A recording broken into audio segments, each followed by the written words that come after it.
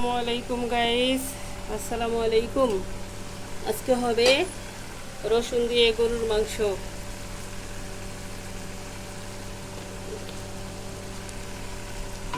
দুপুরের রান্না, রাইস কুকারে রান্না করতেছি। আমার একটা কারি কুকার কিনতে হবে, অর্ডার দিতে হবে। আর হবে পটল ভাজি, ডাল, তেমন কিছুই রান্না না। আজকে ভাত হয়েছে, এই হালকা পাতলা রান্না রাইস কুকারে। আমার পাশে বসে আছে পুটু, তুমি আমাকে হেল্প করো।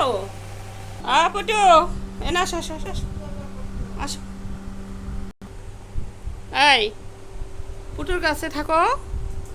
পুচি, ওরে ডাক দাও, ভাইয়াকে ডাক দাও। ভাইয়াকে ডাকতে হয় না, ভাইয়াকে একটু আদর করো। এই যে ভাইয়া, তুমি ওকে খালি মারো কেন? এত মারা যায়? ও দেখো কত কিউট, তুমিও তো কিউট, ভাইয়াকে আদর করতে হয়।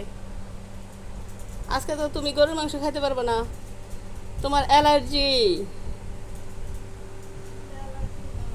গাইস, আমার মেয়ে গরুর মাংস খাইতে পারবে না, অ্যালার্জি। কামতাছে বইয়া বইয়া। আহারে বেচারি।